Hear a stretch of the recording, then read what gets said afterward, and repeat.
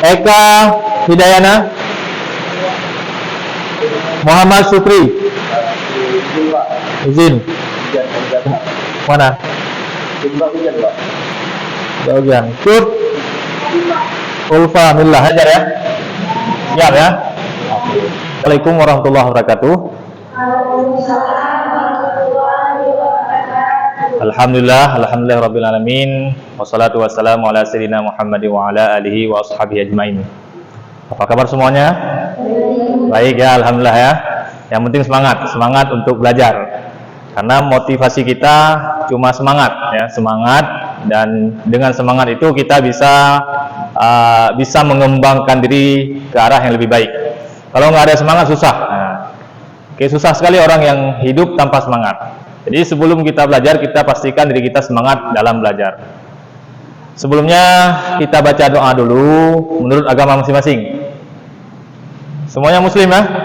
Ya, alhamdulillah. Coba baca doa semuanya. Al-Fatihah. Oke. Sebelumnya kita sampaikan dulu CPL kita di mata kuliah fikih jinayah. Salah satunya adalah di CPL 1, disikap bertakwa kepada Tuhan Yang Maha Esa dan mampu menunjukkan sikap religius. Kemudian yang kedua, menjunjung tinggi nilai kemanusiaan dalam dalam menjalankan tugas. Kemudian berdasarkan agama, moral dan etika. Kemudian mampu menerapkan pemikiran logis, kritis, sistematis dan inovatif dalam konteks pengembangan atau implementasi ilmu pengetahuan. Kemudian mampu mengkomunikasikan putusan hakim, hukum positif dan hukum Islam, baik ayat Al-Quran dan hadis yang berhubungan dengan hukum Islam. Jadi materi kuliah hari ini mengenai diyat.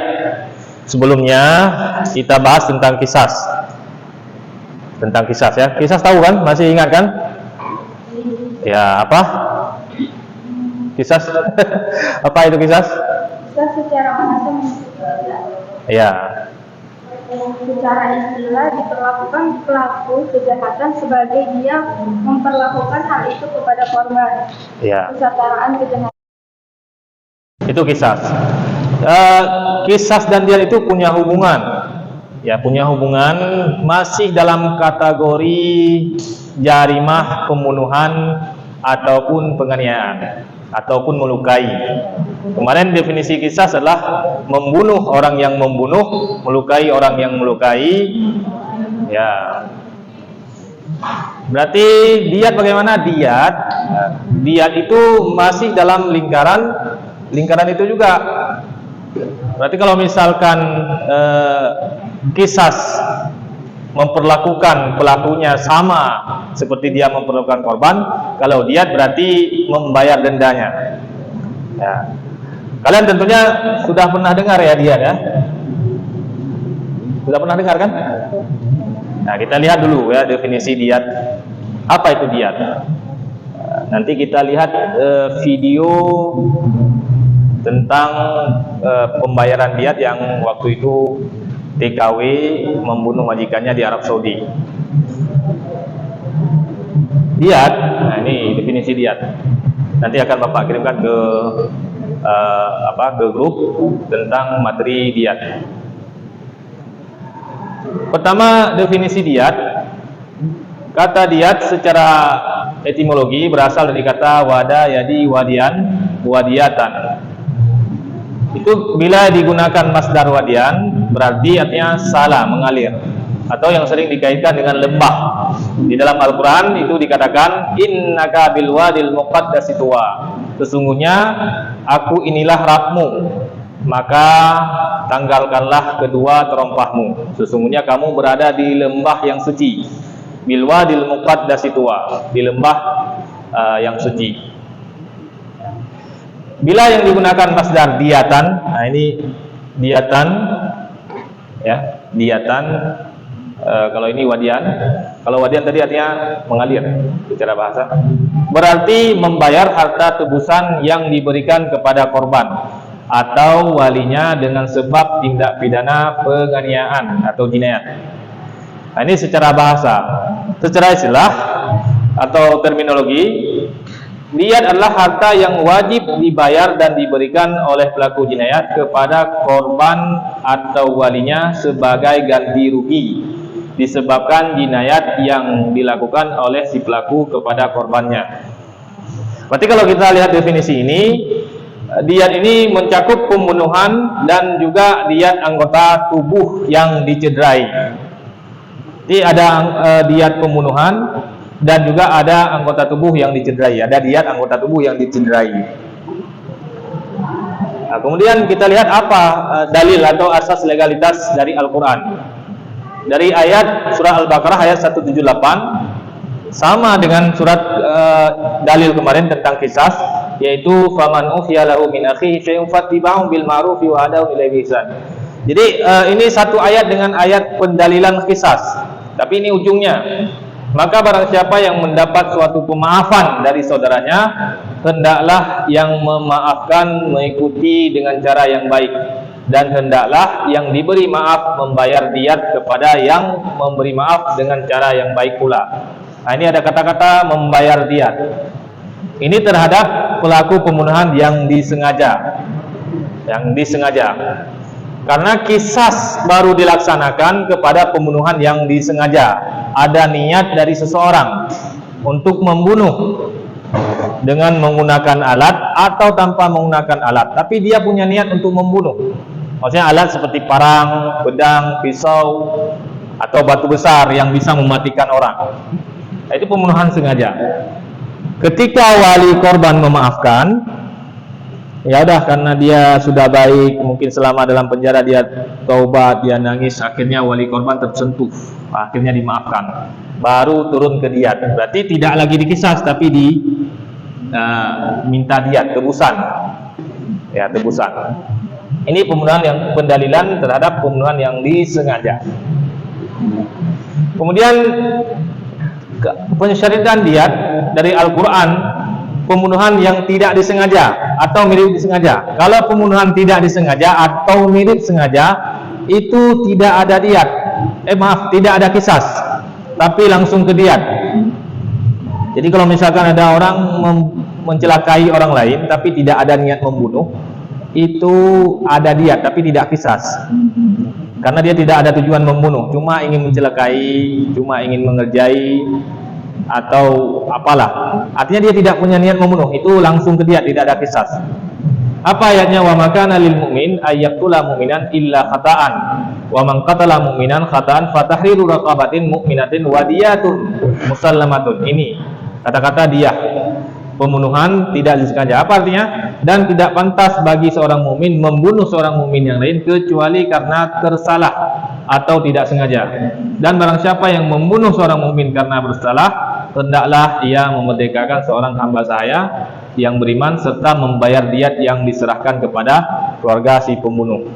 Nah, itu terhadap pembunuhan yang tidak disengaja atau mirip sengaja. Berarti kalau dari yang saya sampaikan tadi, ada 3 model pembunuhan. Pembunuhan apa? Disengaja. Ya, satu lagi. Yang pertama pembunuhan sengaja. Yang kedua mirip sengaja. Yang ketiga tidak sengaja. Oke. Kemudian dari hadis, ini hadis juga sama seperti yang di kisah kemarin, imma ayubda wa imma ayubtal. Bisa memilih wali korban bisa memilih diyat atau bisa juga pelakunya dibunuh, dikisas. Hadis ini hanya memperkuat 2 ayat yang sebelumnya.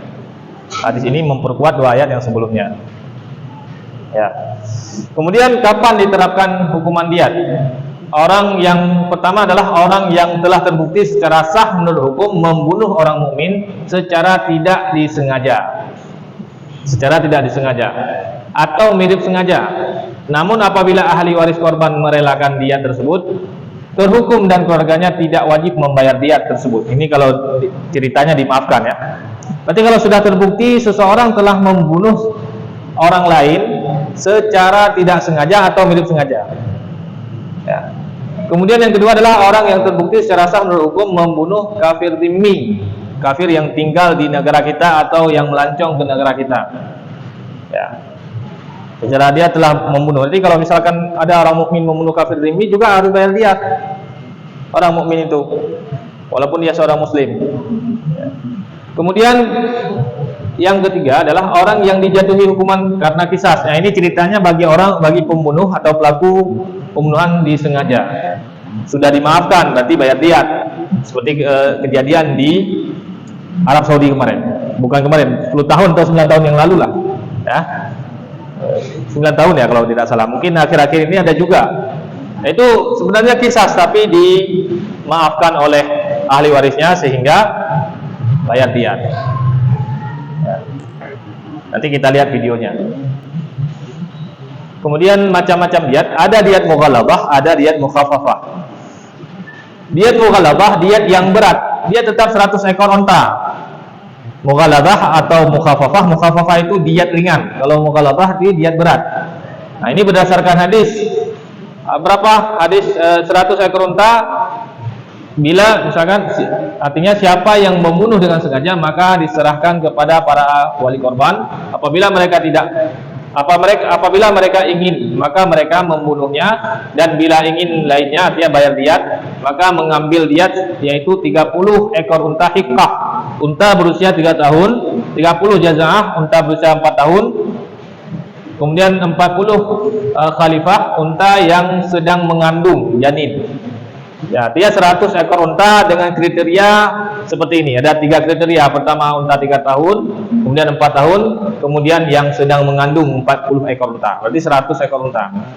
Kalian kalikan aja kalau misalkan hari ini harga seekor unta, kalau misalkan yang 3 tahun itu sekitar 30 juta, kalau yang 4 tahun kita katakan 35 juta, kalau khalifah yang atau yang sedang mengandung itu 50 juta, kalikan aja berapa uangnya sekarang. Nah, berat kan? Berat.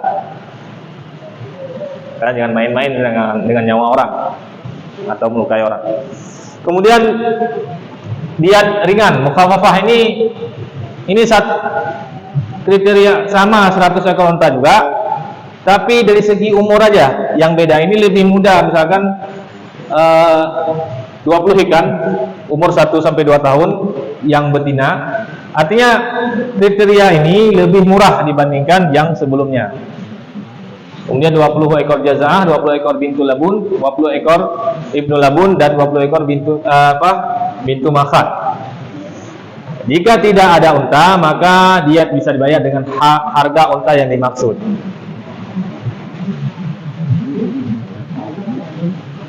Nah, ini ketentuan diyat bisa dilihat. Kalau wanita muslimah yang terbunuh, nah ini nanti setengah daripada laki-laki muslim. Nah, kemudian kafir ahli kitab seperti Nasrani, Yahudi juga beda ukurannya dengan muslim. Kemudian kafir non ahli kitab itu seperti Majusi, itu 800 dirham ukuran diyatnya. Nanti akan saya kirim ini materinya. Kemudian diyat wanita ahli kitab dan non ahli kitab juga itu setengah daripada laki-laki mereka. Kalau misalkan Majusi tadi 800 dirham, berarti kalau wanita yang terbunuh dari mereka, nah itu 400 dirham. Bagi janin, misalkan ada seseorang ibu yang sedang mengandung dibunuh, itu ada juga sehingga janinnya ikut mati, itu berarti diyatnya ghurrah atau budak, ya 5 ekor unta. Oke. Kewajiban membayar diyat mughalabah pertama bagi pelaku pembunuhan sengaja. Syaratnya adalah sudah dimaafkan oleh ahli waris korban, artinya tidak kisas lagi. Kemudian pembayarannya ditanggung sendiri oleh pelaku.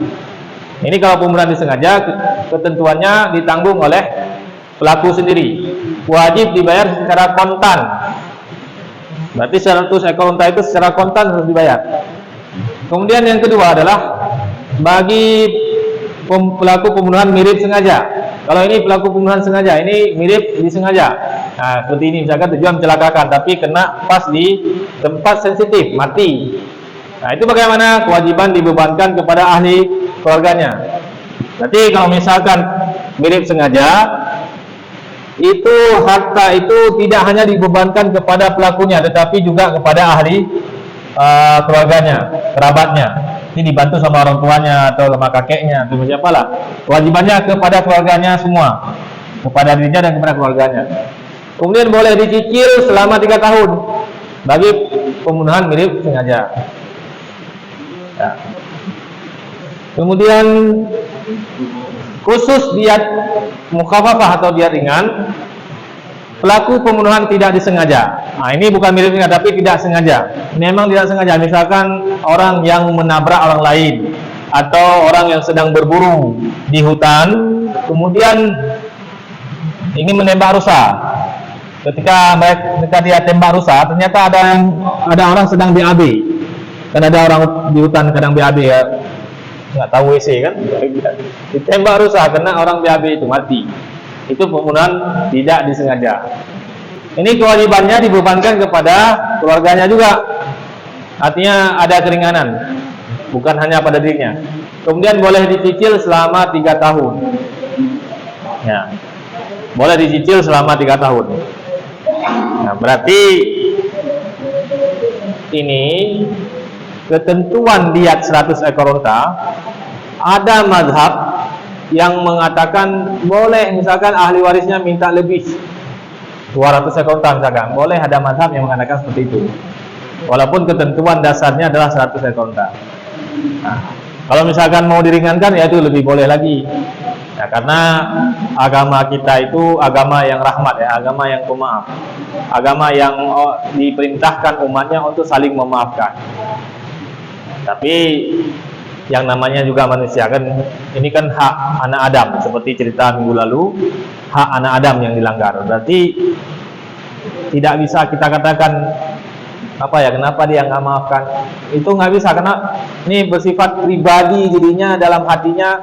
Karena setiap orang itu tidak rela keluarganya dibunuh, apalagi tulang punggung keluarga ya. Otomatis dia pengen pembunuh atau pelakunya itu mendapatkan hukuman yang setimpal.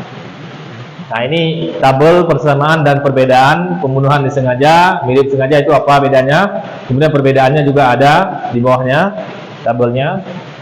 Kemudian ini pembunuhan mirip sengaja dengan pembunuhan tidak disengaja. Maaf, ini tidak disengaja maksudnya. Nah, ini tugas ya. Oke.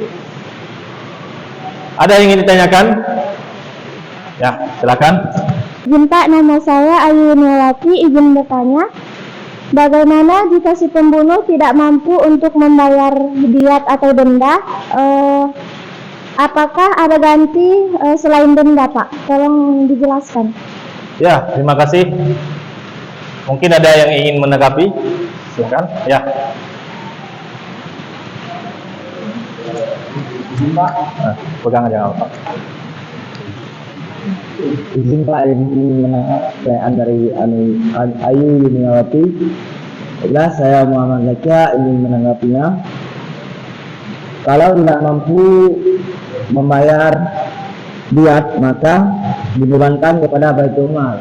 Jika tidak memungkinkan untuk mengambil dari Baitul Mal, maka diperbolehkan diberi dari dana zakat, yang dimana dia termasuk orang yang mempunyai hutang, maka salah satu golongan dari yang berhak menerima zakat. Ya, terima kasih tanggapannya begitu ya. Kalau misalkan seseorang tidak mampu membayar diat, berarti itu dibebankan kepada Baitul Mal, karena dia termasuk orang yang gharib, orang yang berhutang. Dan salah satu syarat menerima zakat itu adalah orang yang berhutang. Pertama fakir, miskin, salah satu lagi adalah orang yang berhutang. Berarti dibebankan kepada Baitul Mal. Kita lihat ini video.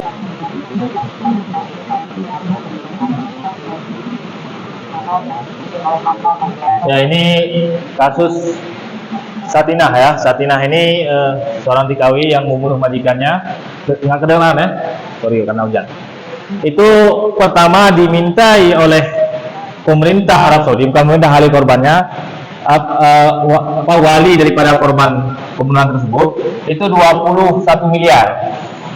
21 miliar.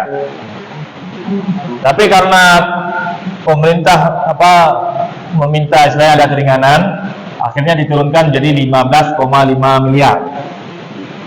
15,5 miliar. Akhirnya pemerintah Indonesia yang bayar. Itu Satina. Nah, apakah kalau kita lihat yang kedua, siapa yang bertanya lagi? Ya, silakan. Baik, saya cukup pula ingin bertanya, jika seorang memfitnah seorang berzina, apakah pelaku pembunuh juga akan dikenai hukuman? Ya, ada yang ingin menanggapi? Oke. Ya, pada aja. Saya Devina, izin menanggapi pertanyaan dari Cik Ulfanila. Bisa saja karena tuduhan tersebut tidak terbukti, maka si pelaku tersebut termasuk tergolong ke perbuatan fitnah. Ya, bagus sekali. Terima kasih atas tanggapannya. Yang lain, ada yang ingin bertanya? Tadi udah dijawab ya. Yang nomor 3, ya, silakan. Taruh aja sih. Izin bertanya kepada Bapak, saya Fitriana, kepada siapakah dia dibayarkan, apa boleh dicicil, lalu bagaimana yang non-muslim? Ya. Dia dengan pembunuhan dengan sengaja dibebankan pada pelaku tindak pidana dengan dibayar dengan secara tunai kepada ahli waris atau ahli keluarga. Dia pembunuhan dengan sengaja dibebankan pada ahli waris atau dibayar dengan secara kredit. Dia pembunuhan dengan tidak sengaja dibebankan pada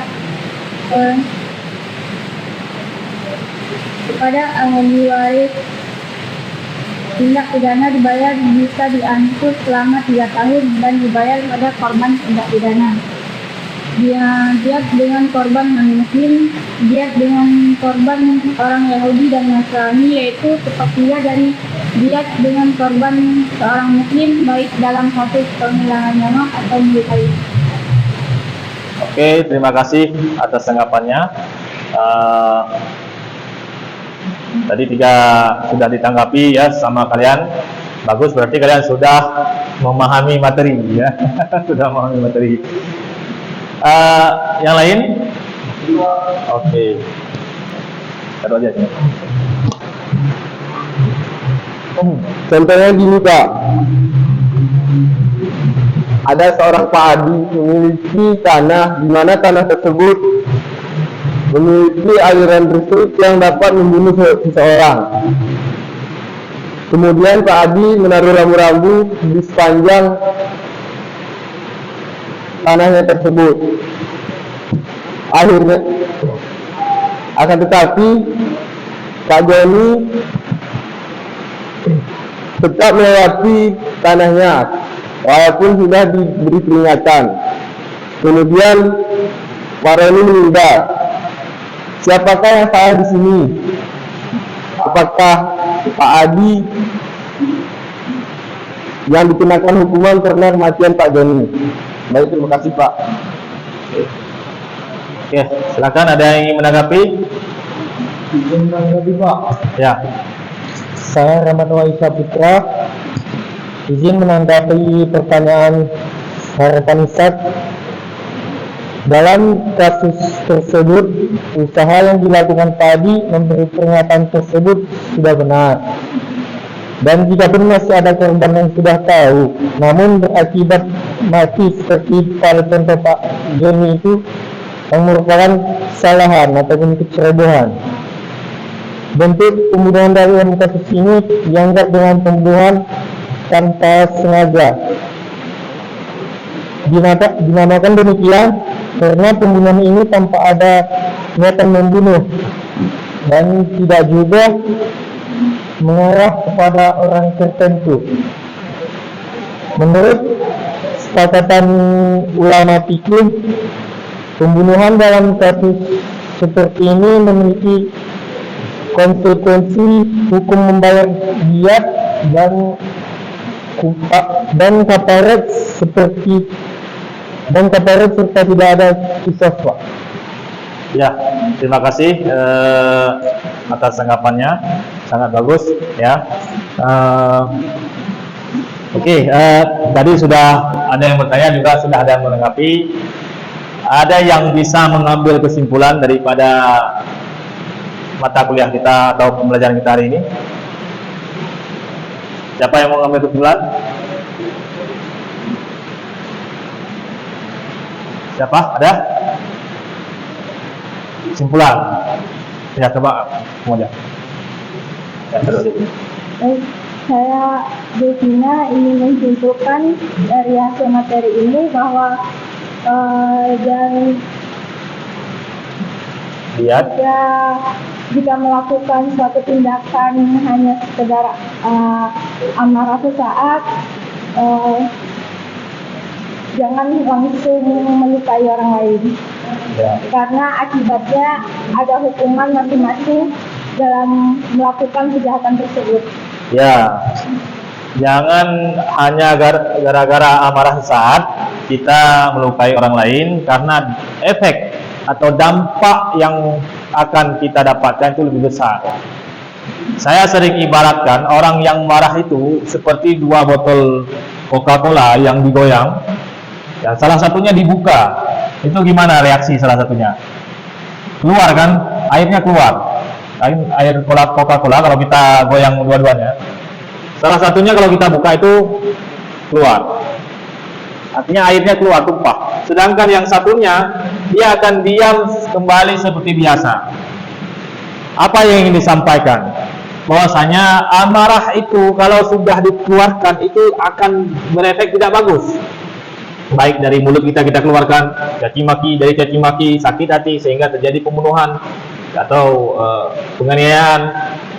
Maka setiap orang yang marah itu, dia diam sesaat, itu akan kembali tenang, dan itu tidak akan merusak pertemanan. Ya, oke, kita kaitkan ini dengan toleransi ya. Ini fikih, ini kan berkaitan dengan pemahaman seseorang atau pemahaman ulama. Yang namanya pemahaman itu pasti berbeda-beda. Dalam kasus Diyat ini kita lihat ulama berbeda pendapat dalam hal penetapan dalam hal penetapan apakah boleh ahli keluarga korban itu menambah biaya, maksudnya menambah daripada dari yang ditetapkan hadis, atau tidak boleh. Ada yang mengatakan boleh, ada yang mengatakan tidak boleh. Nah, ini berlapang dada. Begitu juga kita lihat bagaimana agama kita itu rahmatan lil alamin, memperlakukan manusia dengan sangat manusiawi, bukan hanya kepada yang sesama muslim, tetapi di luar agama muslim pun tetap diperlakukan sebagaimana diperlakukannya muslim. Karena masalah diyat atau masalah qisas itu berhubungan dengan jiwa seseorang, hak anak Adam. Yang hak anak Adam itu tidak dikatakan, oh hak anak Adam dia adalah seorang muslim, oh hak anak Adam dia seorang kafir, tidak, tetapi tetap dipandang sama. Ya, dan itulah rahmatan lil alamin agama kita. Jadi sebelum itu kita lihat dulu satu video ini sebelum kita tutup sebagai video pembelajaran tentang dia. Ya, kita lihat dulu video pembelajaran sedikit. Ya, walaupun nggak sedikit kedengaran. Ini pelajaran tentang dia, ya, tentang dia juga. Ya, kita lihat dulu videonya.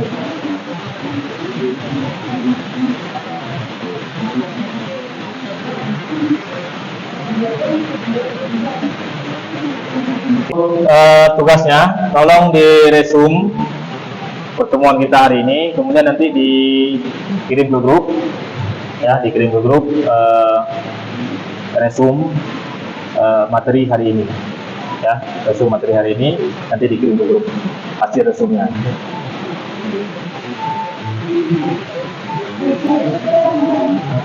Gimana?